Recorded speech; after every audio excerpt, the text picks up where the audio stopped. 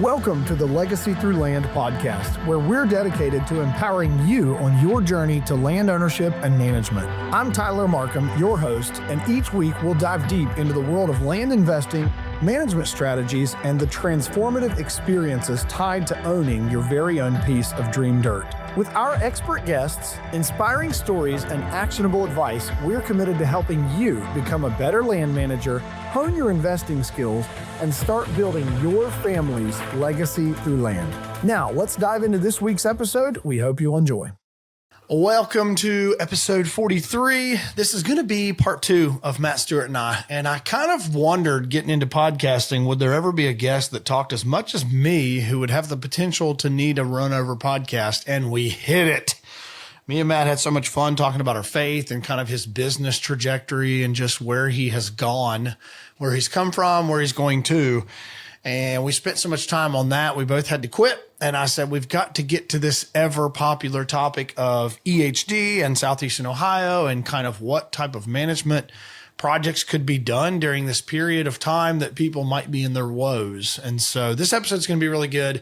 We are not going to give you like earth-shattering takeaways, but we're going to give you a ton of thought provokers on what could be done, what can be done, and I believe the overall outlook of how to look at properties in this currently stricken area of Southeastern Ohio that has been affected by EHD.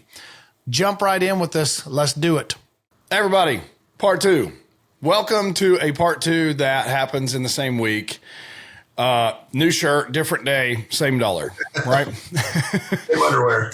Matt's arms got even bigger during the 2 days we were off, so it's a little annoying.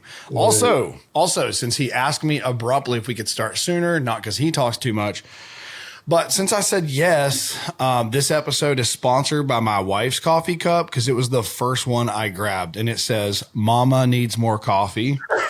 And I resonate with that 100%, but Dada needs more coffee as well. So as I raise this pink coffee mug for you viewers, don't judge me. We're going to talk about stuff.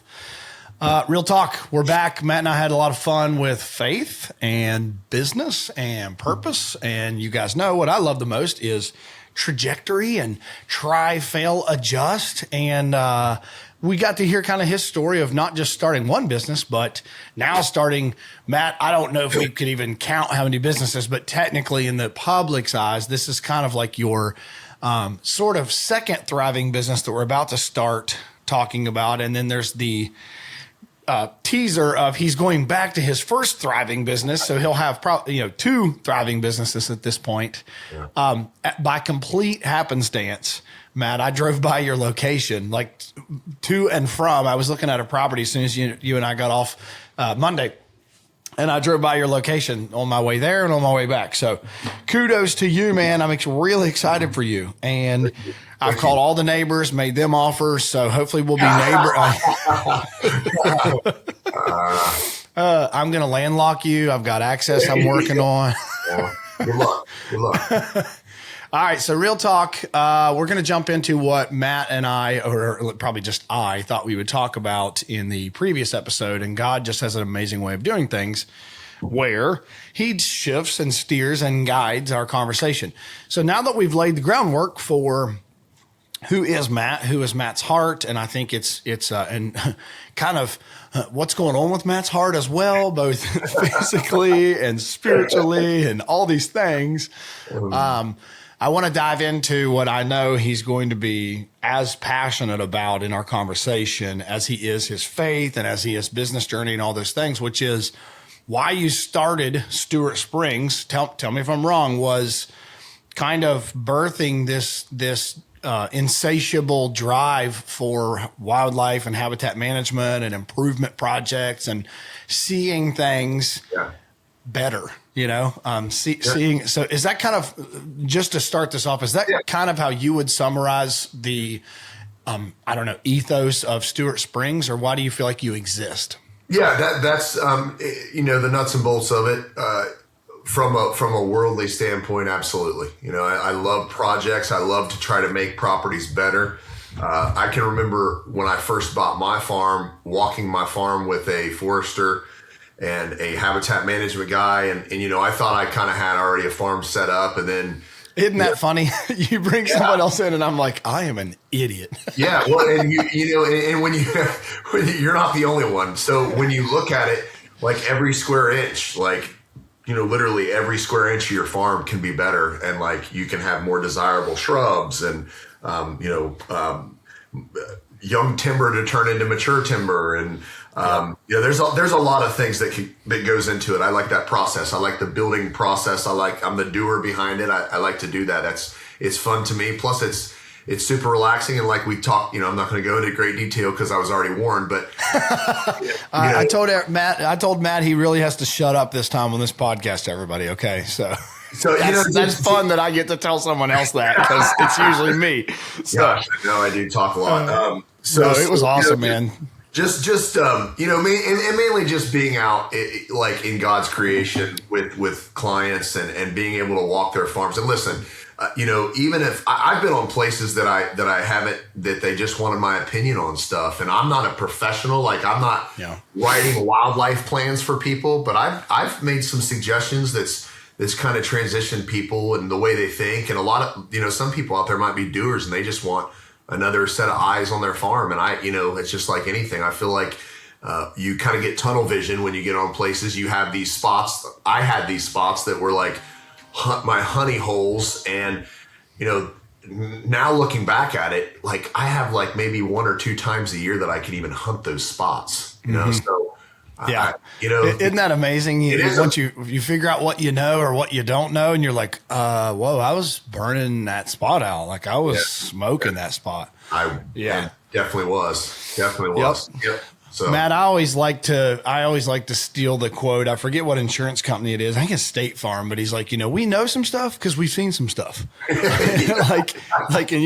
I'm no wildlife habitat improvement plan guy, but I know some stuff because I've seen some stuff. So that's kind of where, I've learned to enjoy this as well. There's been a handful of people in the last year that have said like, hey man, like, you know what you're doing. Like, why do you have other people that you think need to drive the ship and all these things? And I don't know. I've just always felt weird of like, I'm not the pedigree wildlife biology degree from X university guy. Like I'm not that, but walk me on your farm and I can probably tell you, what I think is going to be good and bad. So I don't know, I think it's probably we just beat ourselves up too much. Yeah.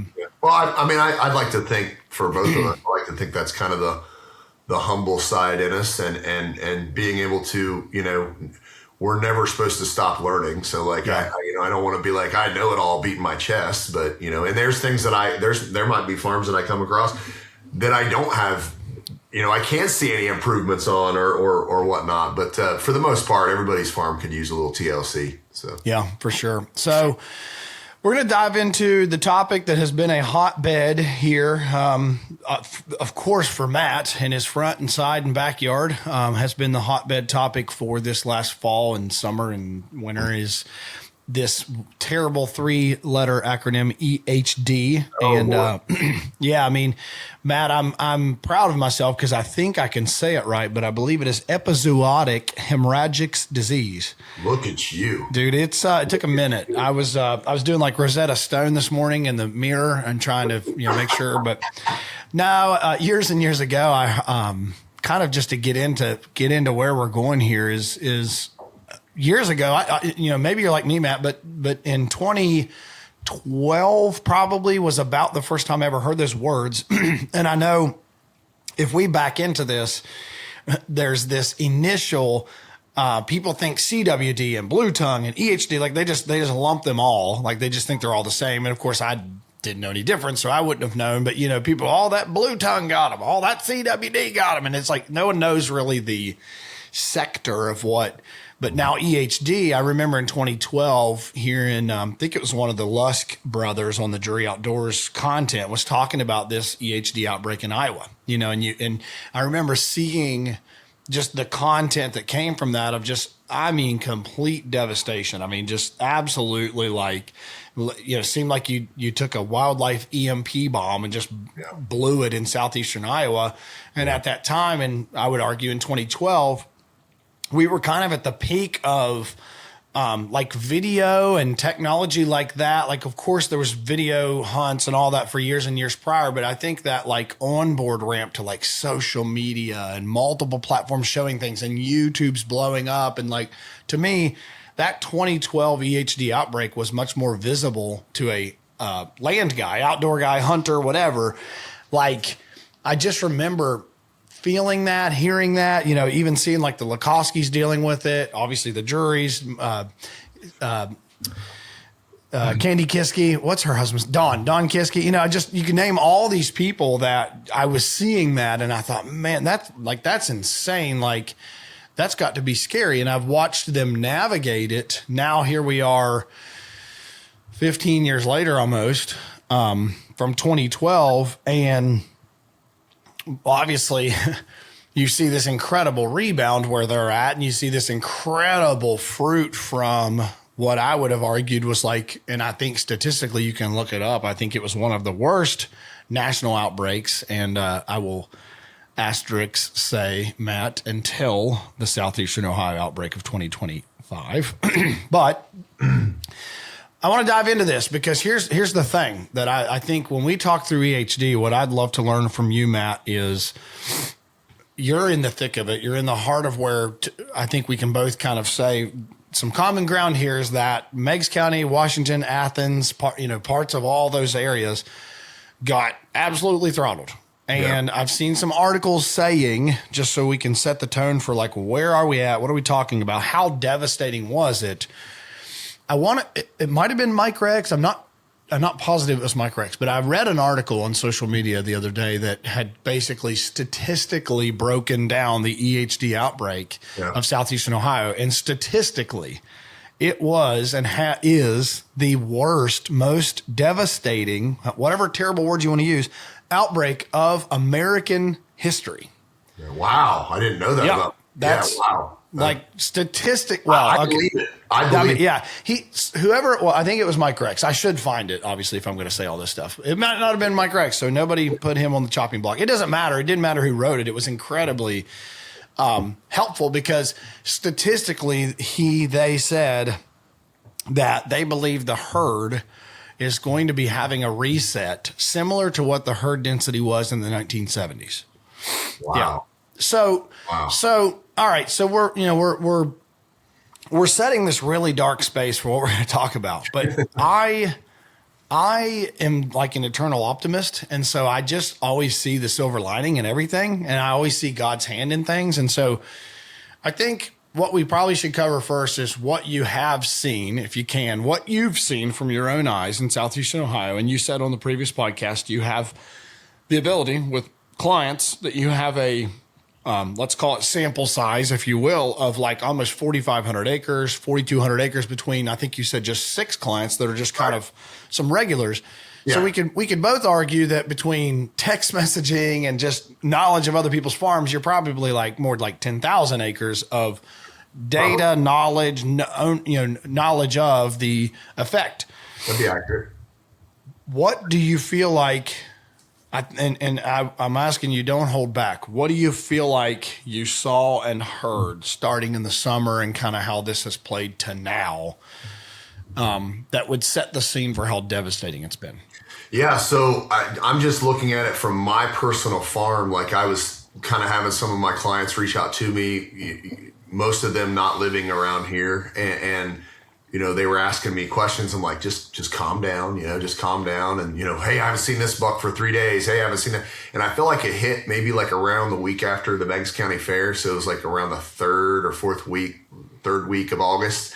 I remember weed eating, cause I'm still seeing deer in my fields. So like basically my farm is set up. It's 100 acres. I've got like a little bench, like a little skirt that runs around my farm of brush and hardwoods. And then I've got a bunch of fields. So I'm the food plot guy, and I have basically wide open experiments going on here, screening them off with Egyptian wheat, doing these different things. So I could go out, me and my wife and my kids could sit on our back deck and we could observe anywhere from, this is no exaggeration, 50 to 75 deer at any given time throughout the year. Maybe not during gun season, but around, just loaded with deer. So, I'm still seeing them. They're still coming out in my fields. I had a really good couple patches of soybeans this year. I had a soil building planting that I did to try to increase the organic matter in this field. And I did some sorghum, some millet, buckwheat, oats. I did a bunch of other stuff, clover. There was a hodgepodge full of stuff. So seeing a lot of deer going in and out of there. I had a lot going on like I always do. So seeing 50 to 75 deer. Well, I remember weed eating there around some trees on my farm, and I'm weeding around this tree, and I almost run into this deer. It's a small buck, and he's underneath this pine tree, and he's suffering. He dies, and so then I'm just like, oh boy, what's going? This is it. It's here. Oh my goodness! Like all these guys are blowing my phone up. Well, now I'm living it now with them. So my wife is mowing. She finds 2 or 3. And then, man, I'll tell you, it was on then. Like after that time, like after that third week of August, by the 1st of September, this is no exaggeration. That's what I was going to ask you, kind of when is that window Yeah, that is so your the first? second week of August to about the first week of September, around Labor Day.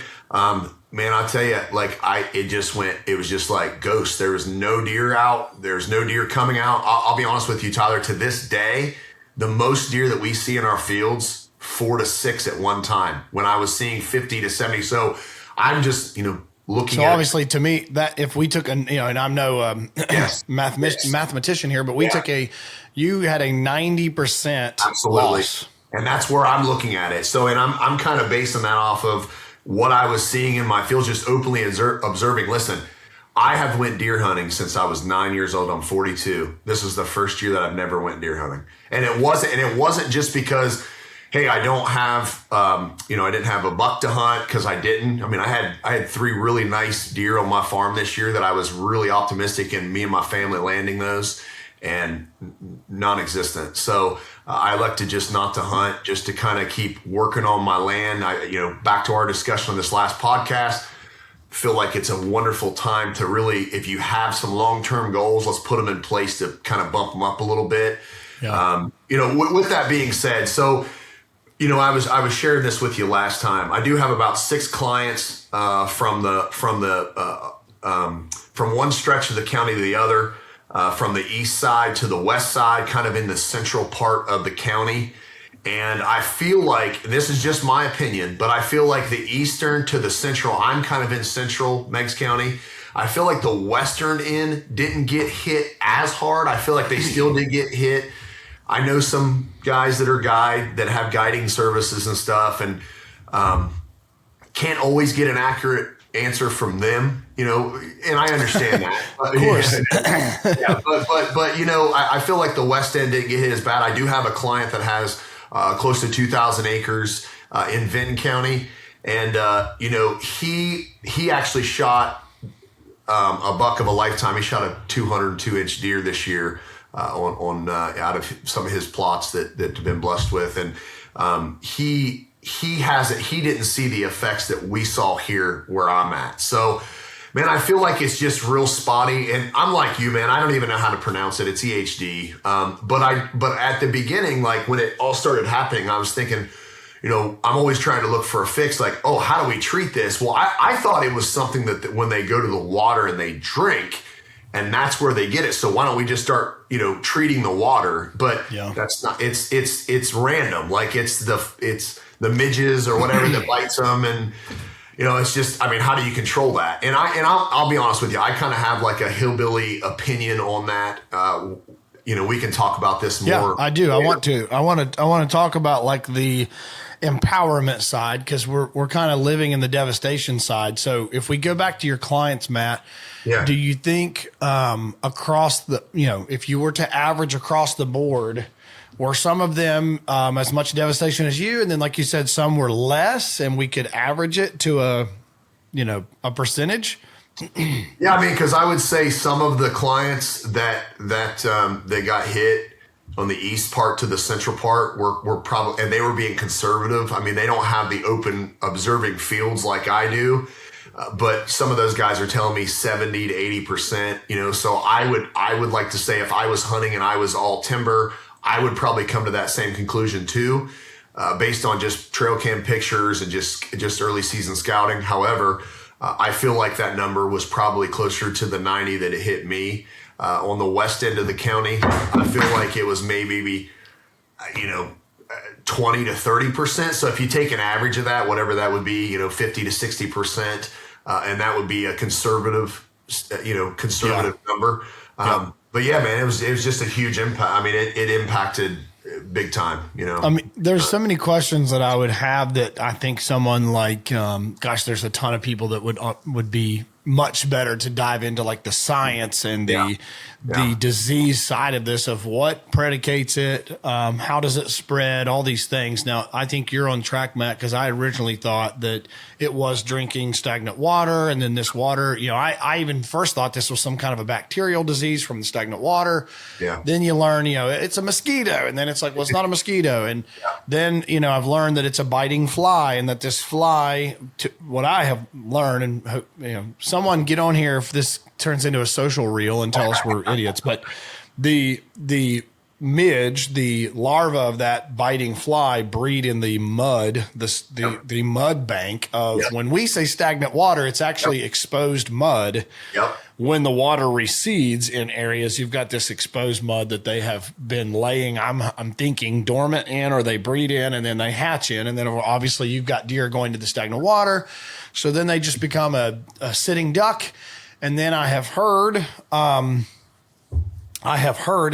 maybe this is wrong as well. This is going to prove what both of us know about the science behind EHD, but I have heard that they can transfer that through their saliva to each other, the disease, but I'm not sure. And maybe that's wrong. So that brings up, I'm glad you brought that up, because I think we're going to discuss this later about the big C word. We're going to talk about pornography. Yes. Yes. And what you just said too, Tyler, I feel like this summer was a perfect storm for that. Because so if you remember right, we had heavy rains and more rain than we normally have. Mega rain in the spring and clear to July. In the middle of July, I was putting in a pond, and I remember barely getting. I thought, all right, 4th of July, we're golden here. Yeah, we got hammered with rain, and that rain didn't really stop until about the second or third week. Then it got extremely hot. Then nothing, no rain. We're into a drought again. Not as bad as we were last, in 24, but we go towards a drought. And I feel like it was just a perfect storm for those midges, or whatever you want to call it, the breeding grounds for, this EHD epidemic. So yeah. So Matt, what I'd like to spend the most of our time on, and we can obviously we can talk about baiting, and I'll tell you guys, you listeners, Matt, you'll have to tune into this. I'm incredibly excited because I have Skip Sly coming onto the podcast in a couple of weeks, and if you don't know that name, look him up. Skip Sly. Skip is no nonsense, and he is an incredibly smart, accomplished hunter in Iowa, and he talks about the issues that Ohio is facing and how it could be Iowa if it would get its head straight. Yeah. And he's no nonsense about baiting. He's no nonsense about lot splitting. He's he's just straight no nonsense. Skip Sly, like up front, listeners, Skip's coming. Yes, I'm nervous to talk with Skip Sly because he is a monster, but we'll get through it. But obviously, let's do this, Matt. I mean, we can talk about baiting, of course, and what we think the issues are, but to stay in this EHD vein, what I want to walk through, and I want your thinking brain, because here's what I'm going to do as we shift from, and let's just kind of put a bow on the devastation. We've already covered it, but it's been terrible. I mean, it is. There's no hiding. It's been terrible. Kevin Harris came on the podcast and said he didn't even buy a license this year in Ohio. Yeah. Like you said, you didn't even hunt deer. They reduced, which I was proud of. Ohio was late to react, in my opinion. They were late to respond, but they did reduce the deer number, the quota per county, down to 1. Meigs County was a 1-deer county. I believe Washington, maybe even Athens. I think Washington was as well. But look at the numbers, Tyler. I encourage you and listeners, if you haven't looked at the harvest numbers, look at the numbers and see. You can see there weren't a lot of people hunting this year, and there weren't a lot of deer taken. So, I mean, if you look at that compared, they did a 3-year, and Kevin was one of the ones that shared it with me. Those numbers are huge. I mean, very big on the harvest. that speaks positively to the hunting community, because as we all talk that how divided we are and how at odds we are with each other, whether people wanted to admit it or not, either they just didn't hunt because they were so depressed and devastated, or they had an outfitted hunt booked and they canceled it, or they had a lease and they didn't go hunt their lease, or whatever it is, or you have permission, or you live here and love your land. That speaks to that enough people were willing to self-manage, have self-control over the fact that the public resource has been detrimentally wiped out. So for me, Matt, as we shift to how devastating this has been, we've covered that. What I would like to spend more of our time on is, because I'm an eternal optimist, but I want to help listeners understand, if you were in an affected area, or if you're looking to buy land in an affected area, all across the board, I want to talk through what I believe, and this is like in my heart, in my gut, in my heart, in my spirit, what I believe will come out of this and what I believe people should be paying attention to. So number one, the thing that I would want to say, EHD helped Southern Ohio in that, and I know this is like a massive shift from, but we're devastated and we're sad and the world's over. No, it did suck. Yes, for sure. Definitely sucked. But what I believe, Matt, and I want your opinion, but having hunted Southern Ohio for 25 years now, I strongly believe that when we talk about high grading, and this cool term of high grading where we've all baited and cell cameraed and crossbowed or whatever hot topic you want to talk about, we've killed a lot of 3 and 4 year olds, because we knew they existed. We knew they were there. We've killed a lot in 3 and 4 year olds. Yes. What we didn't kill was a ton of 5 and 6 and 7 and 8 year old 120-inch 8 points. Yeah. We didn't. And, so we're killing the best, even let's say 2 year olds, there's 2 year olds in Meigs County can be 150 inches. I've seen it. Yeah. So, and surrounding counties, this isn't just only Meigs County talk, but we have the mayor's Meigs County wildlife here. So we're going to stay in Meigs County, but, we've high graded so many of those deer, and I did it too, completely selfishly. I remember when I owned 325 acres there in Meigs County off 681. Yeah. I can't remember how many 120-inch 5 and 7 year old 8 points that I had on the farm that were the bully bucks that we all hated, but no one would burn a tag on them. Mm-hmm. No one would burn a tag. I wasn't intentional enough with people going there to shoot them. I wasn't intentional with, having relatives come or kids or whatever to actually manage my herd. So I believe in this regard that it has been the great reset, the great equalizer of, there were parts of Meigs, Athens, Washington, where I think the deer density was incredibly too high. And we weren't managing that. And you go and look, like I just listened to the podcast with Jeremy and Jared with Hunter, and they talked to a guy named Clint, and they said that 70%, I believe 70% of the harvest in Ohio was non-resident hunters, or I believe 70% of the harvest was non-resident hunters. Okay. Are they coming to Ohio to shoot a doe? No. So we're not managing does. We're not. Even as residents, we're not managing does to the degree we should be. So I could kind of build this whole case that we call it Mother Nature. Matt and I will say it's not Mother Nature. It's actually Father Nature. God is the great resetter. Yep. And EHD took a very, to me, mismanaged slate of a herd. And for the guys that have the best farms, I'm not talking about you. Just sip your coffee. For the average of the landscape, we had too many inferior genetic old bucks. We had too many does on most farms. We had too many of these things. And I believe that EHD will give us the chance. I fully believe this. This is not like talk speak from me. I really believe it will give these farms and the herd a chance to rebound in a way, hopefully, depending on what people do with their properties, rebound in a way that these forward years will be some of the best years of giant deer, if that's all we're measuring, giant deer coming off properties in Meigs, Athens, Washington, wherever you want to say are these Southeastern Ohio affected areas. Mm-hmm. I 100% believe it, Matt. I 100%. Yeah, no, I agree with you. To what extent, I don't really know what that looks like, but I know that if you look at other places, and I did a little bit of studying on this, but if you look at Iowa, and you look at, I think there was a county up in northern Ohio. I can't remember right off the top of my head, but if you look at past repeating itself, the big reset, I feel like that. Yeah, I would have to agree with you, and hope that that's true. That we are rebuilding, but I wouldn't see why not, because we have the topography for it, the terrain. There's nothing changing here. So why did those deer come here in the first place? Yeah. Why are they here in the first place? So I feel like it's one of those things where, when it does bounce back, it's going to be awesome. I mean, I'll just tell you, like, from a land standpoint, I feel like, it's just kind of like opening up a business or taking a gamble on something. Usually the more risk there is, the bigger the payoff is. So, I feel that's where Matt and I like to live. That's that sector. Right? Well, and I feel like, to that comment, like, I just, are people going to get nervous? Are these guys that come in here and have a 3 or 5 year plan of to come and buy a farm here, and then they're transitioning to another state?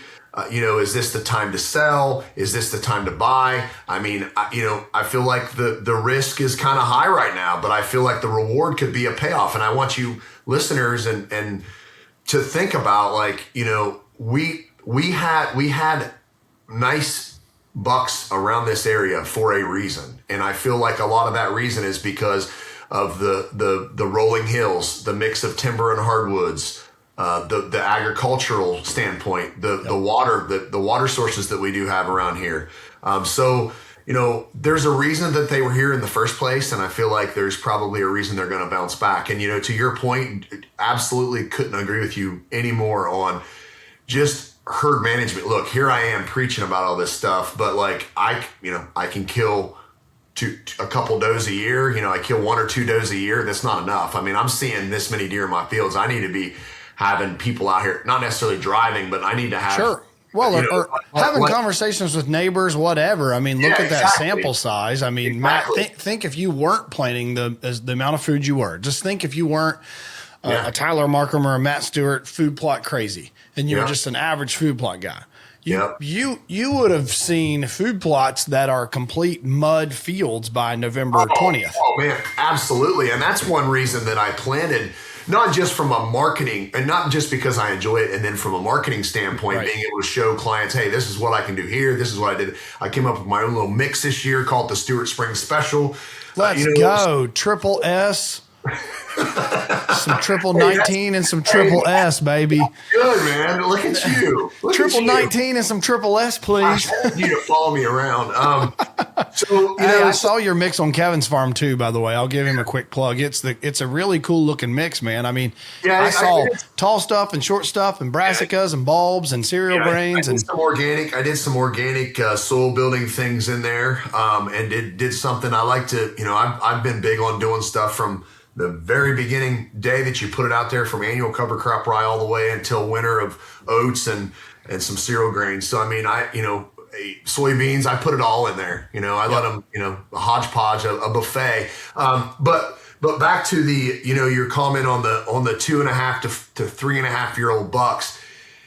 Man, I'll tell you, and I felt this way for a long time. I just feel like a lot of those bucks get shot over corn piles. And I don't know if you want to transition into He went there. Yeah, I went there. Into the corn piles. There's a lot of, and I've been guilty of that too. Let's say this. There's a lot of guys out there that, let's say they don't have the funds right now, or they can't justify buying a big farm. Let's say they have 10 or 15 acres, but it lays pretty good. They know there's sign on there. It's just the right location. Why wouldn't you want to put corn out? Like, if I don't have enough room to put food plots in, whatever, there's not very many people out there just going to say, hey, I'm going to drive how many ever hours and just sit here and wait. That's not how we work as Americans now. So, I feel like, and we can go into this a little more. I mean, I kind of have a opinion of the baiting. I just wonder if part of that is because I've been reading a lot about like deer gut health. We talk about it as humans now, all these probiotics and all this stuff. Look, the way God intended whitetails to be able to survive, just like he does any other creature that he creates. You look this up, I think it's in the Missouri State University, Missouri University, they did a study. Whitetail deer guts are designed to browse over 600 different types of plants. And if you look at this, deer's guts are designed to eat green forage. I mean, I have watched deer, guys crack me up, and I'm the same, because I'm very particular. I have had guys want me to spray fields for weeds that I know the weeds are more nutritious than, yes. They are, and they're designed. Listen, I've watched deer. There was a buck that I shot 2 years ago, and I was out by my soybeans, and I was watching this deer, and he was eating ragweed. He was eating ragweed over the soybeans. I kid you not. And I was like, I'm never mowing ragweed ever again. Now, granted, I will tell you this. That wasn't in my Stewart Springs mix, by the way. but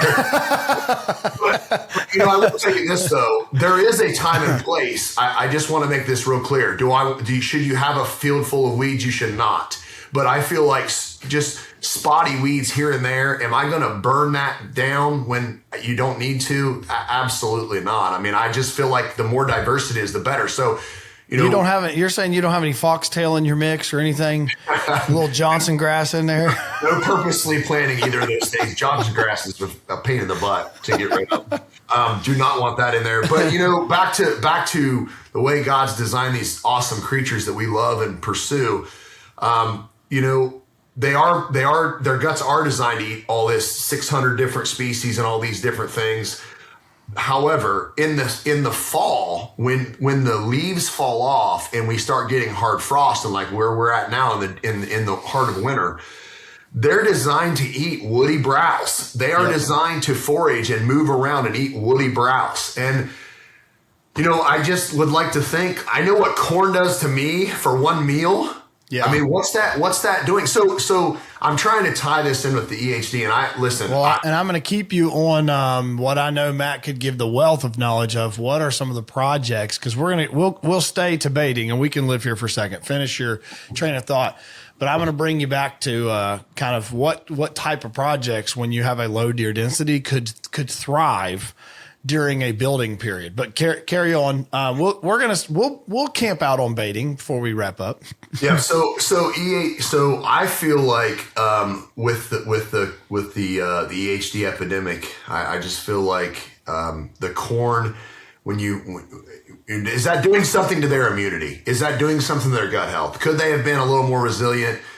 And I don't know. I'm asking the deer scientists out there. Let's do a study on this. Let's look at this. Let's get a little further into this, because here's the thing. Why are we still, if that's a question, then why are we still baiting? Like, why are we allowed to listen, lawmakers can protect us. We think that they're protecting us in all these different ways.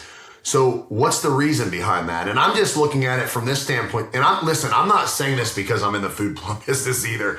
There are plenty of other things without food plots that you can kill bucks on. And I'll be honest, my farm is a testimony. I've not put a speck of corn out until this year because I wanted to do inventory, because I don't have any deer in my fields anymore. Right. So I hadn't fed deer for 6 years, and I've killed 3 over 150-inch deer. Which, listen, I don't have giants back there like Tyler does, but stop. Hey, guess what, Matt? That's a Meigs County deer right there. Okay. That's a Meigs County deer right there. Same tree. Yeah. Now that's a Rouse County deer, but those two are Meigs, and a bunch of these sheds are Meigs and Athens. So I mean, and I killed three pretty nice ones there out of 5 years. I just kind of said to myself, I'm gonna see if I can just do this with my food plots and let it be a testimony to my farm and my little game plan. And that's let me make sure I'm hearing you right. You haven't fed corn in 6 years. No, 5 years. 5 years. So, okay. This would be the 6th year, but I did put out 100 pounds over a camera in a really, actually in 2 different areas, 50 in one spot, 50 in the other. I mean, it was moldy before it was all over with. I mean, I had literally 2-3 deer come to that, 2 or 3 does. Didn't see it. I mean, the bucks that I did saw were little tiny guys. So let's do this. I want to compartmentalize two areas that we're going to live in, and then Matt and I, we both have lives to live in about 45 minutes. So I want to spend 30 of it. Okay, I want to spend 30 of our next minutes talking through, Matt. You have the knowledge to do wildlife and habitat improvement projects. You happen to have the equipment. You've done it. Let's pretend we are in a place where we are rebuilding, and we've talked about, and I could give an hour easily of all the things that I think rebuilding years are better for. And the other one, I want to throw this out here, and then we want to get into these what can we do isms. I would like to know from someone smarter than me if the deer that make it through a devastating EHD outbreak, if the deer that make it, that survive, are they genetically superior? Do they have the most health? Are they the most genetically superior deer? Are they?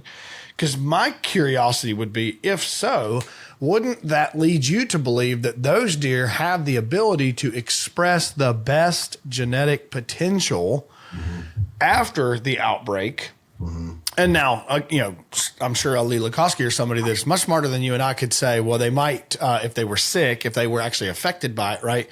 They might not express the full potential the first year, but as they heal or whatever, do they A, have the immunity, and B, do they have the ability to express their full genetic potential? And when we keep saying those cool, sexy words, we mean big backs. Do they have the ability? A deer's antlers, spoiler alert, the deer's antlers are a direct correlation of his genetic ceiling. Yep. They are a direct correlation of his genetic potential. They are a direct correlation of the natural, habitat and the things that he has been able to forage on and to grow his antlers. So I'm just curious, and I don't know the answer either, but Matt, my curiosity would be, okay, the bucks that, let's say, or does or whomever, both that potentially were affected but survived, are they the super deer, right? Like, are they, because I think you could make the argument that those are the deer that exist now. You either have deer that never got affected, right? And then you have deer that maybe got affected that I'm wondering, are they super deer? And maybe someone else can say, no, they're not. They'll die or whatever. They're runts or they're, permanently sick. They have, Lyme's disease equivalent to us or whatever it is. But getting into that's my curiosity for someone smarter than us. Please tell us how dumb we are. And something else too, that we might add another question is, I noticed a lot of young, like the deer that I'm still seeing, and I've noticed this from my clients too, a lot of the deer that made it, they're young deer. So there's like a lot of young deer out there. And is that something to do with like where they were nursing and they weren't eating as much corn? They weren't eating as much, not good stuff for them? Well, or could they have been born? What's that? Or could they have been born post the peak of the outbreak? If you're talking young, I don't know. Are you talking like 2-year-olds, 1-year-old type deer, or you're talking like I'm talking like one to two. Okay. You can clearly see their yearlings, so they were probably born this past spring, so they've been drinking their mom's milk, all summer long. I don't know if there's any correlation with that, antibodies, whatever that be from their mother. And let's say this too, Tyler. I put this out there, and I pray that this has already happened, but some of these individuals or guides or whatever that are posting these pictures of the deer that's been killed, knowing the pressure and the impact that it's had, I just pray that they've been able to breed some does with what you were saying. Like if they were genetically superior and they were able to get through this nightmare, like my prayer is that they breed and build immunity. I mean, exactly. They were able to get busy there in the fall and do something before we were harvesting those animals. So. Yeah, Matt didn't say that he praised the outfitters, slow down their operations, but that's a whole nother topic. Because I mean, if I'm an outfitter and I've leased thousands of acres, the farmer's not going to refund me my lease because there's no deer.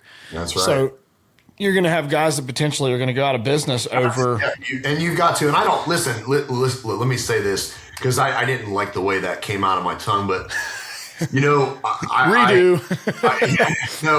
When it comes to the outfitters, I mean, they're running a business, and I know what it's like to run business, and I wish them no flack at all. I want everybody to do well and to be successful. And like to Tyler's point, they're still paying for the lease. They've still put in food plots. They're still buying corn. They might not be going through as much of it, but they still bought it, so they've still got their expenses out there. That would and be the leases are more expensive than ever before. I mean, it's not like the farmer's going to give them a discount.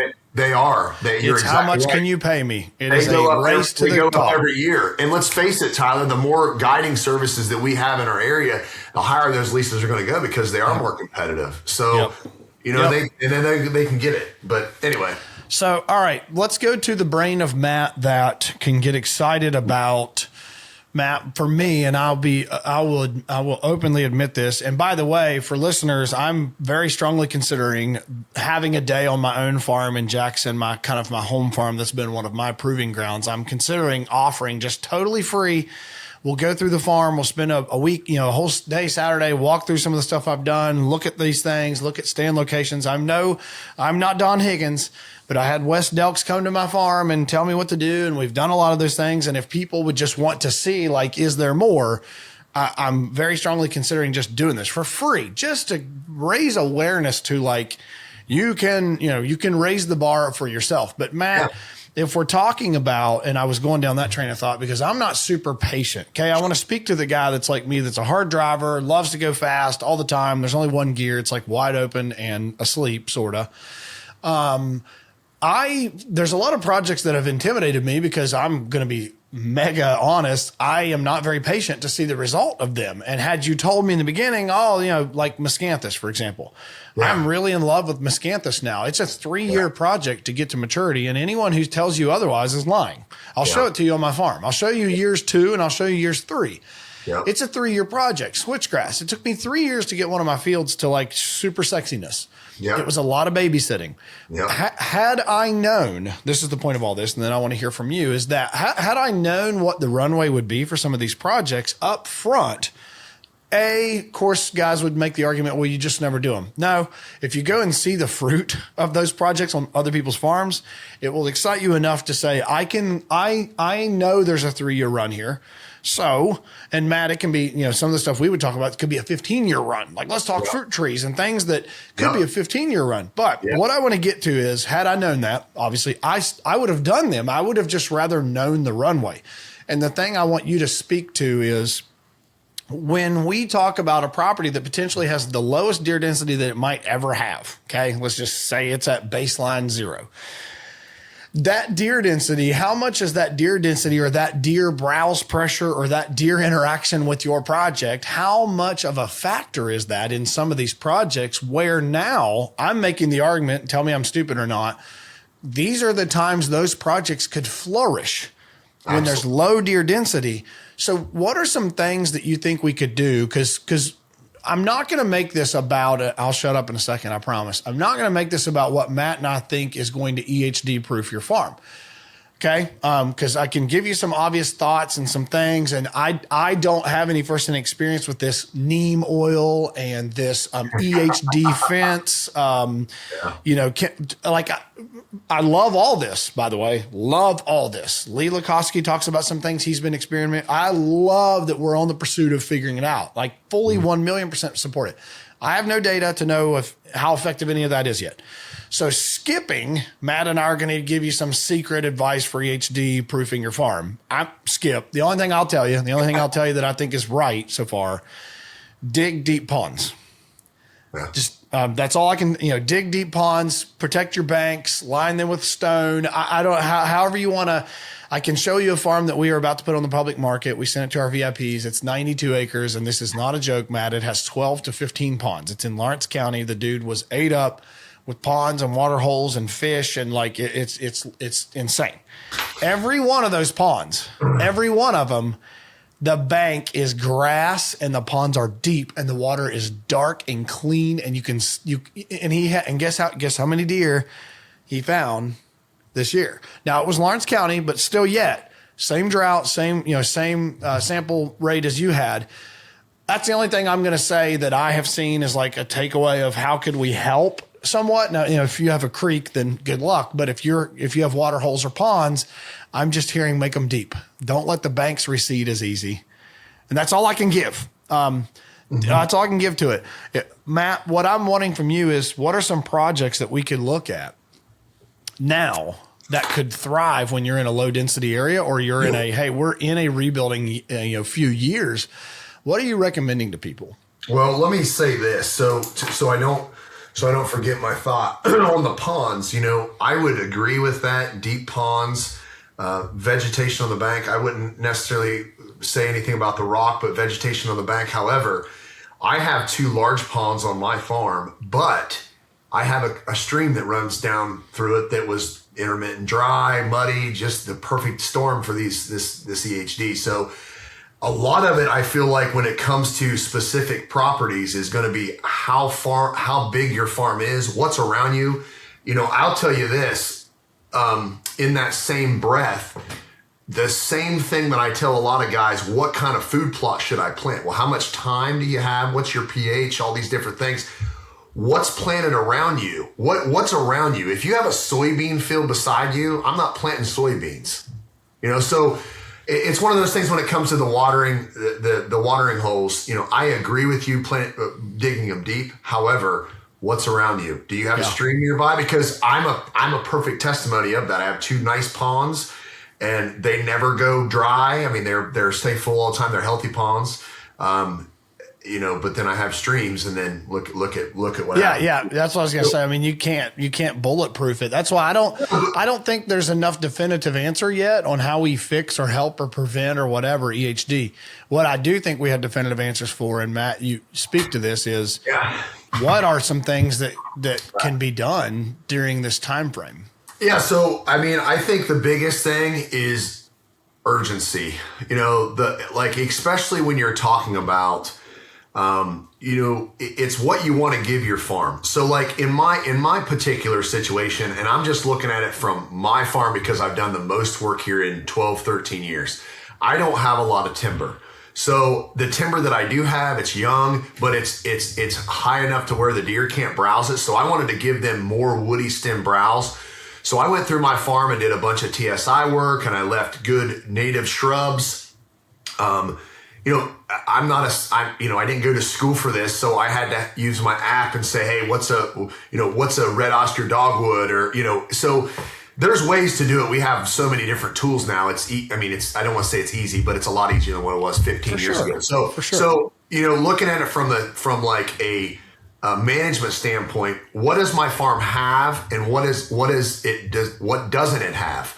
So my farm did not have a lot of woody browse. So I went in and planted 5,000 trees, and basically planted 3,000 of these pines for cover, and kind of like my backdrop. It's when I'm going to be able to hunt this someday, or my kids, I'm going into it as a west wind. I planted fruit trees. I planted over 1,000 different types of oaks, native oaks. I planted 1,000 different native shrubs. So every different farm is different. So, if you do have a lot of timber, and you're thinking, hey, I might want to get this thing timbered. Now's the time to go in there and do that, because we all know that regen in 3 to 5 years creates all this awesome habitat for deer to live in and to browse and to fill it home at. There was something else I was going to say there. I mean, while you're thinking, Matt, it sounds like I need to beg you to let us look at your farm. Sheesh, man. Yeah, you could. You planted and planted and planted. I have never heard of that many trees being planted. Yeah, so. I planted. I mean, that's probably over 5,000. I just know originally it was around 30 to 3,500 white pine, Norway pine. I did some pitch lobs, some Virginia pine, and those trees have done like insanely good. However, I babysit those trees a lot. I got a product called Plant Skid that works really, really good. You apply it like 2 to 3 times a year. It's like a dried blood. I think they're out of Canada. Anyway, it sticks on the plant, on the tree, and it keeps the deer off. I mean, my success rate, I had a forester come out and look, and I mean, my success rate was like 95%, but it took a lot. I mean, literally, just like you're saying about miscanthus taking 2 to 3 years, listen, when it comes to habitat management, that's why I think we are so prone to looking at like corn, because it's easy. You go cut the bag open, you dump it, you do it right before season, you start getting your inventory pictures. Hey, I got this buck show up, you go in there, and I think, I think from a management standpoint, it's the opposite way to look. I mean, I just do. I think you need to be looking at, okay, if they ever do away with corn, what's my farm going to look like then? Because I feel like it's maybe coming there someday. Maybe not, but maybe. And I think too, Tyler, like, I believe diversity in your food plots. Like if you do have areas, let's say you have an area that's just, it's super wooded and you have good traffic there and everything's flowing, maybe that's an area you look at to open up a place to try a food plot and get it established. Your point to browsing, and I can speak to more about like on the shrubs and the fruit trees and stuff like that than I can anything else, because I've done it. It's a living testimony for me. But I just know how much work it was. I tubed these things when the shrubs or the trees started popping out of the tubes.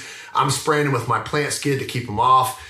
That was extremely challenging with a busy work schedule to kind of keep up on that. Now, dude, it sounds like you are definitely coming to my next farm and planting trees with me. Is what it sounds like. And I'll tell you, it's a lot of work, and I think that workload of after planting them is, if that's not kind of challenging enough, it's going to be a lot easier to get these things established. I mean, because you're not going to have the browse that you have. I mean, when you have 50 to 75 deer on a 100-acre parcel and you've got all these different crops, I'm like, stay in my clover, stay in my alfalfa, stay in my beans. But deer are designed to move and browse, and that's what they're doing. So, and they self-regulate. You talked about that earlier. The deer that are these mature deer will self-regulate their digestive system, and that's why you see them leave a feeder.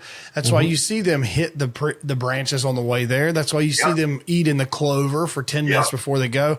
What's the fawn do? Straight to the feeder, because they don't know how to regulate yet. Exactly. Matt, I have heard so many people say, and you're bringing up just an amazing point, that I want my deer to whatever they want. I want to have it there. And I've heard so many guys that say, like, bigger food sources equal bigger attraction. And I agree. And that's a big Don Higgins, West Delks ism, is bigger food sources, bigger attraction. The only caveat I would add, and I believe they would agree with, is that if I can have brassicas and clover and soybeans and standing corn and woody browse and whatever, name it, millet, sorghum, whatever, name it. I want to have all that in one area if I can, because anything they want, they have there.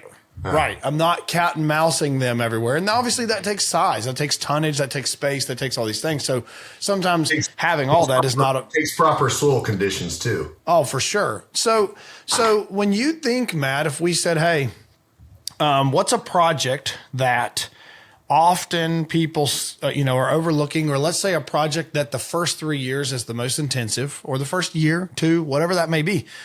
Are you thinking of soil conditioning? Are you thinking of tree plantings? What is it? Screening? What comes to mind if someone has hey, I have a fairly low deer density, let's say 2, and I'm going to argue that in 2 years, Meigs County and most of these counties will have a significant rebound, that we will see significant rebound. 2 years. That's my argument.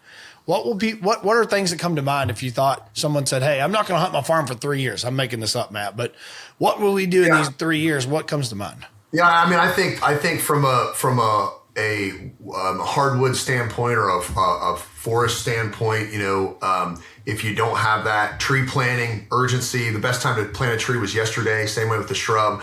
Look at what trees and shrubs thrive in your area. Look at what you don't have on your farm. Listen, when I'm setting my farm up, I'm not even looking out 3 years. I'm looking out 30 years. So like I'm looking out, and I know that's probably like a stretch for a lot of people, but once you plant it, it's not, unless we have some crazy disease, it's not going anywhere. So when it comes to tree planting, now is, urgency. When it comes to a forestry standpoint, if you do have mature timber, I think if you're on the fence about, oh man, I don't really want to mess my hunting up, now's the time to do it. If you're going to get a timber guy come in and get a forester, so you have a professional's opinion that's non-biased, get a forester come in, set that up, open up some areas. I like pockets. I don't like clear cuts. I like clear cuts in certain situations, but I do not like We're going the same place. Yeah, just a one-dimensional cut. Right. You don't like that. I don't like that. I like pockets. Again, you have, if you have a ridge top and there's a huge ridge, let's say it's 20 acres and it stretches, I don't want to go in there and just wipe the whole thing out. I want to do it in pockets. And listen, a lot of foresters or a lot of timber cutters, they want to come in. Right. They don't want to do that. They want to set up shop, but don't go with that person. Do what makes you don't be pinned. You have to remember. You have to remember. You're the one that holds the keys. You have the keys. Don't let someone push you around and say, "Hey, I'm going to come in here. If I can't do it all, I don't want to do it." Well, you'll find someone that'll do it. I want to say something else. So I'll give you a plug too, Matt. I don't know if you've already worked with Madison Raber yet. And I'm sure there's others like Madison, but I will connect you with Madison Raber. He literally exists to fill the gap you just talked about. Madison has a company called Tree Stand Forestry. And he is, Madison's the dude because he is a diehard hunter and he's a timber guy and he's a timber buyer. He knows it. But that's the exact kind of stuff he will do, is go in and set up a plan to have a successful timber harvest done based on exactly what you just said. Maximizing for wildlife. So I'll connect you with Madison Raber. Most of the people listening already know. That'd be a great dude. Yeah, thank you. Thank you. So I mean, that's a great one. I want to earmark these. Timber project, 3-year run. I can echo Matt. A 3-year run on a timber project will be night and day different to year 3. Yeah. What that'll do for your farm. So we've covered that. We covered young tree plantings. You said so. The first couple years, those are the most babysitting times. Young tree plantings. I'm not going to ask you which trees we're planting yet, but I will offline. I want to know now. So I want to know some of your favorites. So the third is, if you already have existing food plots, listen, I can't tell you how important soil pH is. There's so many products out there. There's liquid fertilizers, there's dry fertilizers, there's all these different amendments to put on your soil, but there is no substitute for agricultural lime. Agricultural lime usually takes around 16 to 20 months to start activating. It can last 5 to 7 years. And it will improve, the importance of having soil pH. I think I hit on this a little bit last time, but the importance of having soil pH is so you can have all of these nutrients. If you're putting 50 pounds of fertilizer on your food plot, you're getting the absorption of that 50 pounds. So a lot of guys don't realize the importance of the soil pH. And I feel like now is a perfect time. If you have that field where you're like, man, I'd really like to transition this to alfalfa. Well, I know alfalfa takes a little more neutral pH than it does clover. It takes a little bit more fertilizer, mainly phosphorus and potash. So, when it comes to those things and those transitions of like kind of going to the next level with your soil, I feel like now's a good time. I will say this. I have always been big on organic matter, and our farms down here in Southeast Ohio, they don't have a high organic matter content. Like if you go up north and go where there's real black rich soil, I mean, some of those farms up there is pulling 20 to 30% organic matter. A lot of our farms pull 2%, 1%. So I didn't even know that was a measurable thing. It's a measured thing in a soil analysis. But so there's different mixes that you can plant that kind of help build that soil. And it's simple mixes. I mean, it's really simple. And I actually, kind of did that on like Kevin's farm, we were talking, I just didn't want to do like, cause Kevin was one of those guys where I'm like, Kevin, how can I, come on, man, get real. How am I going to help you? Like, but he's asking me and I'm like, well, look, this is the only way I know to do. Let's build your soil pH and let's build your organic matter. I mean, his farm's already turnkey ready in my opinion, but let's look at this. So that's why I implemented that mix with his farm. I did that with some other farms too. I've done that with my farm and it's been extremely successful. I mean, if guys have the funds, like I mentioned before, my Bobcat dealer, his farm was really lacking pH, organic matter, so many different things. And he is like, hey, I'm dialed in on this. Let's take this thing to the next level. We actually do a biannual crop rotation where I'm planting warm season organic matter crops to build the soil up, and then I'm going in and terminating those in July when they're starting to look beautiful. I'm going in and brush hogging them and spraying them and planting something else. But man, I'm telling you that I wish I was a better social media guy so I could show you. And I do have some of the befores and afters of this farm, but I mean, just impeccable. Like just the growth that it's made. So I would say to recap, tree planting. Whether if you've got hardwoods that need managed, now's the time to timber. Now's the time to start thinking about the pockets and just, all that. Don't go in and clear cut your farm. Don't just wipe it out. And then your soil condition. If you already have an existing food plot or thinking about putting a food plot in, what's your soil conditions like? Get a pH test done. Like, I've never done any of the mail-in stuff and all that from other companies. Yeah, where do you go? I go to my local ag store, which is Shade River. Shout out to Rob Hoffman, our dude, Rob Hoffman for life. Rob Hoffman. The agricultural goat, baby. Oh, dude, if somebody's listening to this and you think your ag store person's better than Rob, false. Yeah, false. I challenge you. Rob's a good dude. Rob's a good dude, and he's very patient with us people. Deer hunters. I always go in there and I'm like, I know, Rob. You don't. I know you've told me what variety of corn I'm going to plant every year, and I've told you I'm not going to listen. I just want you to sell me corn seed. I don't, love me. I know that you love me because I'm a deer hunter. I tell Rob every time I call him, I always text him before, and I tell Rob every time he sees my number come up, I know he's rolling his eye. Oh, me too, 100%. Literally, I always am like, so do you love me? Like, I know you do. You just don't want to say it.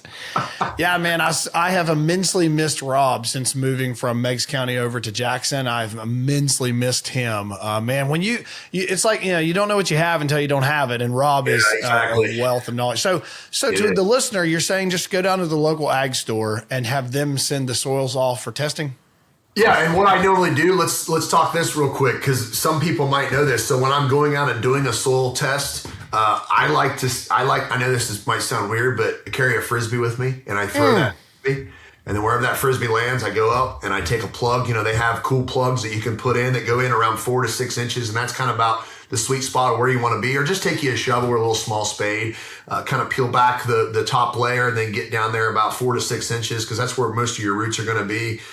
Put it in a container and then throw the Frisbee again and do that. If you have a pretty good sized field, you want to jump around on that quite a bit. Like, so if you had an acre, probably throw that Frisbee 3 to 5 times, and just kind of increase it per acre, maybe 2 to 3 tosses, but it gives you a different lay. Now, if you can kind of tell like where loamy soil is, so like if you have areas where it's in a low spot and you know that maybe it stays a little more wet there, if you're kind of more advanced on kind of looking at these different areas, you don't need the Frisbee necessarily. I was going to ask, like, would a disc? I mean, could we use a golf disc? I mean, is that acceptable? Golf ball? If you want to go softball? Yeah, whatever you want to do, man. Yeah, what about a shed antler? Just throw it. You can have fun with it if you want. So I like this. I've never thought to need a Frisbee when I'm going out to soil samples. So now, I mean, this is amazing. I love it. Yeah, Carry on. Like, wait a minute, what are you doing? You playing Frisbee or are you? So, and you're putting all these in a bucket, Matt. If you're like, are you putting these in a bucket? Obviously got to label it, and make sure you label it. And do this. If you're going to do this for the first time, don't make the same mistake that I've done before by not make your labeling system. So what I do is I go in and I write number 1, and then I name the field if you haven't named it. Pick a name, number 1. And then when you send that off, just make sure that you always are referring to number 1, field, whatever. Yep. And I know that sounds simple, but as you build the years of the analysis, you can see it. Yeah. I'm going to give a plug to, and maybe they're more national than we think, but Shade River sends theirs to a company that I want to say is called Spectrum Analysis. It is. That is exactly who it is. And what's really cool about Spectrum is they're online. So when your soil sample gets into them and then they see it, like Rob can tell you, but you can also just go on Spectrum Analysis and see it. And what Matt's saying is as you're building the years, you can start to kind of see the progression. And you can also tell them on those soil samples. I love that when you can tell them what you're planning to plant. Yep. You can tell them how much the field size is and all that. And they'll literally tell you what you need. Exactly what you need. And you can go in there. It's easy too. You can go in there and change it every year. You can change it or every season. Like I was doing out to my Bobcat dealer's place and my place.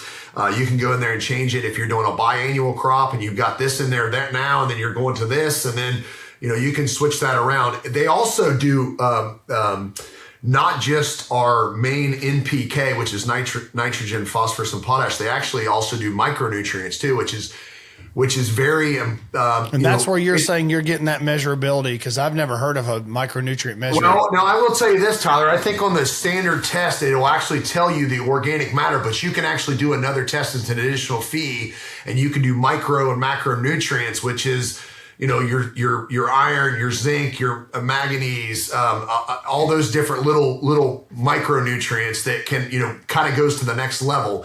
And there's a lot of liquid fertilizers out there that already have those things in there. But once again, what's your pH? Shout out to Deer Grow. Yeah, Deer Grow. I use it, and I think let me say this. I think there's a time and a place for liquid fertilizer and granular fertilizer.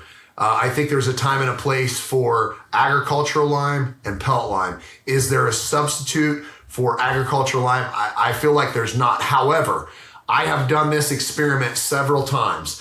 I have used agricultural lime on fields and then used Deer Grow's Plot Start, and the results are insane. The first year, you're going to see results. Also putting down granular fertilizer along with the liquid fertilizer. Again, I don't think that if you just use one by itself, you're going to see way better results if you use them all together. So I like to do both of those. So someone gives me a budget plan and they're like, hey, budget this for granular and liquid, you're going to have a awesome food plot. So you're doing Plot Start potentially, and we're into the Deer Grow isms, Plot Start and a granular fertilizer. So Plot Start is their fast acting lime. So if I was going to do it, I would do Plot Start and then I would do agricultural lime, because the Plot Start is going to work within the first year. After that's kind of worn off a little bit, the agricultural lime is going to kick in the next year, and it's going to be more of a long-term fix. Okay. When it comes to the fertilizers, he has his 318-18, the 10-20-10, and the NitroGrow 2500. I'm going to use granular fertilizers in the beginning, and phosphorus and potash take a lot longer to break down in the soil than nitrogen does. Nitrogen is absorbed really quickly. So I'm going to add those granular fertilizers for more of a long-term approach, and then those liquid fertilizers are going to be more of a quick fix, a quick boost. And then his Plot Boost has a lot of the micronutrients I was talking about and give you an extra, oomph in your plots, especially like when it comes to clover, alfalfa, legumes, those crops. When you're spraying those, if you're spraying clover and alfalfa with herbicides, you're using liquid fertilizer, you're on a mowing maintenance schedule. I was going to tell you that 318-18 liquid, I do that with, and Matt, and by the way, Matt, raise your hand. Raise your hand, please. That hand. Who sells Deer Grow fertilizer? Okay, perfect. Got you. Who sells Deer Grow fertilizer? Matt. I bought like 5-gallon jugs of 318-18. What I love about Matt, he's so legit. He brings the jugs to me, and they have a Sharpie 318-18 on them. I mean, it's legit. He's getting them out of the surplus. Yeah, but I've since that operation, I realized that I don't like to use the Sharpie and redo it. Well, I'm buying direct jugs now. Well, so here's what Matt has recommended I do, and it's been awesome, is with clover spraying for sure. I'll do clethodim. I'll also do sometimes IMOX or Buterac 200.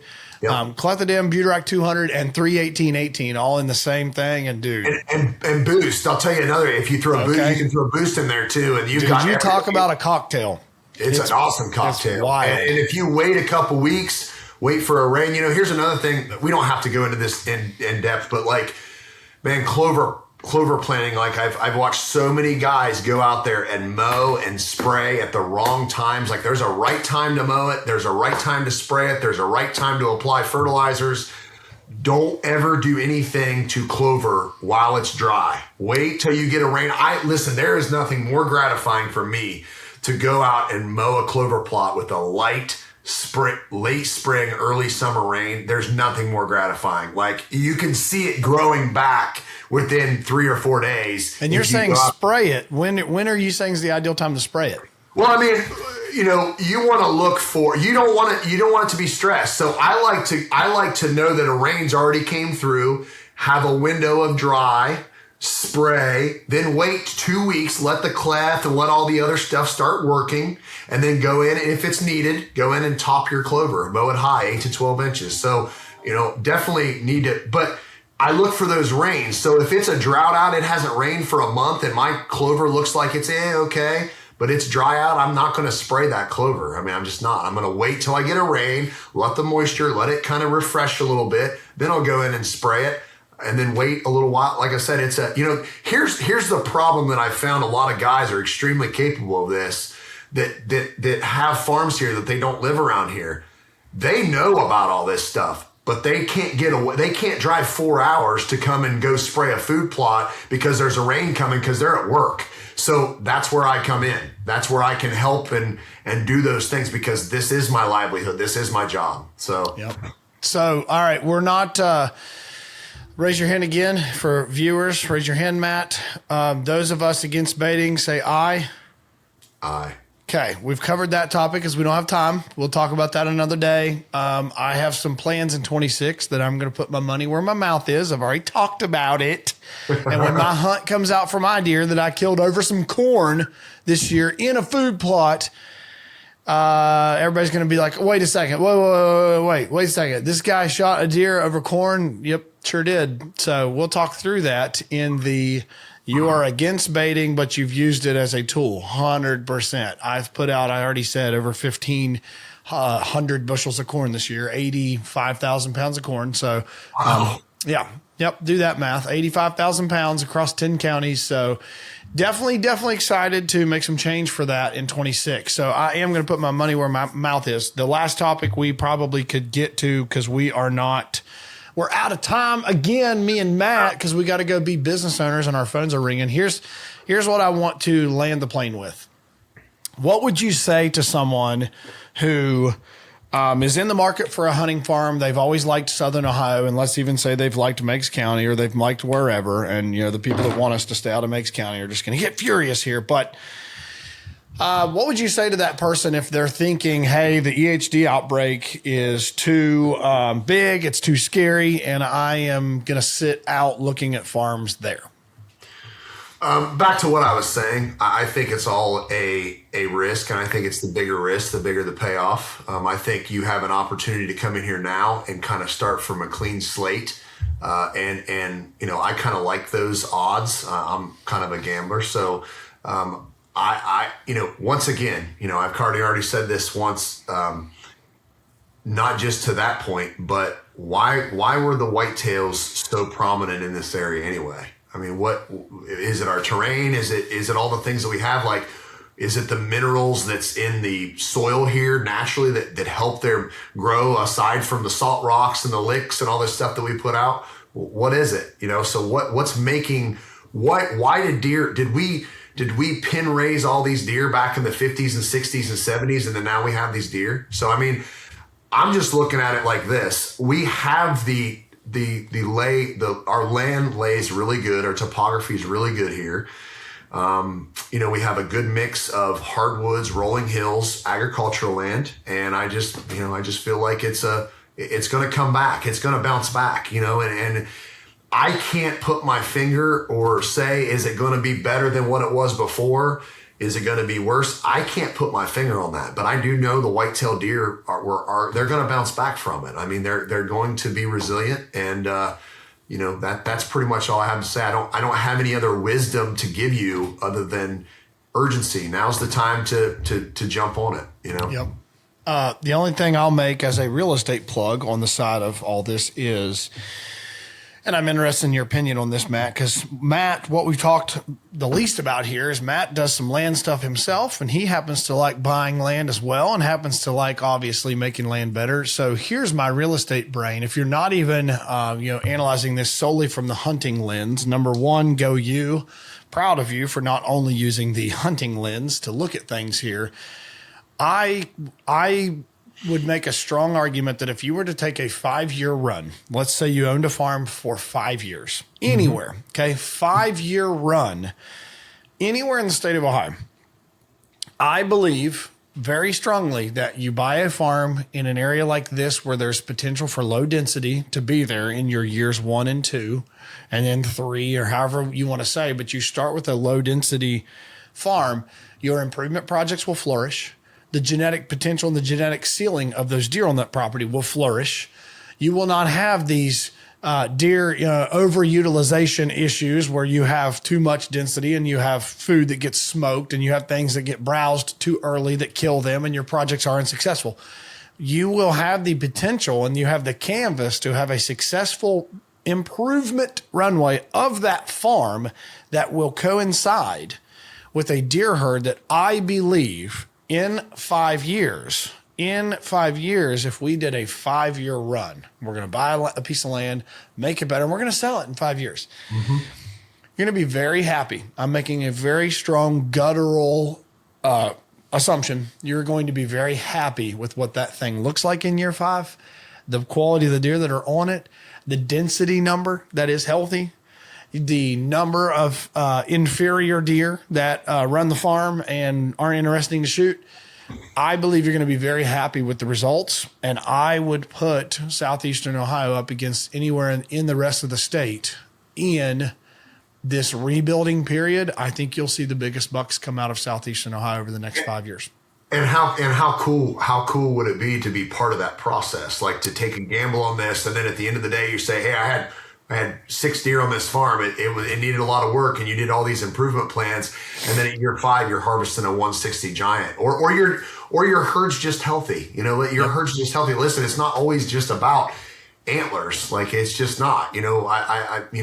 Before way back when, I used to go deer hunting and not really care if I killed a buck, and not really care, if naturally I want to see a buck. Sure. You want to kill a buck, but you want the whole process. It wasn't all about the horns, it was more about the build and, to your point, the process. And I feel like anymore, like the last 5 years, not that my hunting has taken a dip, but I've been more focused on the whitetail management and just the land management part of it, not just on my farms, but other people's farms. So I want to say that it's kind of taken a little bit of the fire out of my hunting, just because I'm talking whitetail all the time, just kind of like you. I mean, if you look back about when you're a child, you're waking up, gun season morning. And I can remember, getting ready to go hunting with my dad and my uncles, and just, it was better than Christmas. And I didn't care. I just wanted to be out there with them. I just wanted to be in the woods and God's creation and just be by myself. My dad let me be independent when I was 10, 11, 12 years old. He'd sit me by a tree and say, I'll pick you back up at dark, and just sit there and just enjoy it, man. That's what hunting's about in the process. And just, we're so blessed, Genesis 2:15, God put man in the garden and he said to work it and keep it. And that's what we're doing. And that's what we get to do. And we're blessed with it, man. I take great pride in it and love it. And, I don't know if you're going to close this thing out, but I do have some things going on. I just want to say, if you do have any land management things that you want to ask me about, again, the best. A guy is what you're saying. A guy. Yeah, I know a guy. Okay. So, and that guy is me, 740-416-5550, Stewart Springs, Matt Stewart. Be happy to talk to you. Listen, it's not, I'm not asking you, you don't have to hire me do anything, but if you need a plug on, hey, I'm trying to look for a property. Do you know this place? Do you know that? I've lived here my whole life, so chances are I know these different farms. I got a guy that's in real estate that I know that can maybe help with this process. But, I do have a lot of connections here. I have lived here my whole life. I know a lot about the area. I live kind of on the central part of Meigs. I was born and raised in the west end of the county, and I've done a lot of hunting on the west end of the county. And when it comes to projects, there's nothing too big, nothing too small. If it's something that intimidates me or that I don't feel like I am capable of doing it, I can assure you I will put you into someone that can help you, that it's trustworthy, that I would put my stamp on it to have them do things at my place. But chances are I can help you with whatever that case may be, brush hogging, whatever. Again, best way to reach me is that number that I said. And, and also back to our last podcast, because I feel like I shared the gospel a lot more in there. I am a believer in the creator of the earth, and that person is Jesus Christ. And if you ever want to have a conversation about some of the struggles that I went through and some of the things that he's helped me overcome, I'd be happy to share my faith and just who I'm serving and how he's blessed me in more ways than one. Amen. We put, I believe when this comes out, we will have successfully put the link to the other podcast you did with Tate. Oh, yeah, cool. And is Yeah, it cool, Justin? Man. Yeah. Justin Roush. Yeah, yep. yeah. So those will be in the show notes of the previous one. Tyler. Last thing that I will say here, I've been sitting on, I'm coming up with a word here of what I'm coming up with a new acronym for what EHD means now. And EHD doesn't mean devastation anymore. EHD means execute habitat development. Look at you. Look at you. You need to open up I'm making a t-shirt. You need to open up a t-shirt sticker shop and just forget this whole land. Yep. This whole Stipulation of Ricky Bobby Inc. It's already patented that. So execute habitat development. When you think it's all about let's wallow in our devastation, no, it is time to execute habitat development because that stuff takes a minute. And Did you come up with that on the fly? I've been on about 10 minutes on it. I've been thinking on that one. Is that what you've been writing about? Experience habitat diversity. No, I was like, no, I was writing it in my brain. So yeah, execute habitat development is the new EHD, my friends. That's good, dude. All right. So that's going to do it for this one. If you haven't heard clearly enough, there's tons of things you can do. There's tons of things Matt's given you as thought provokers of projects that just take time, that the fruit of those projects is worth the juice that it takes to get them done.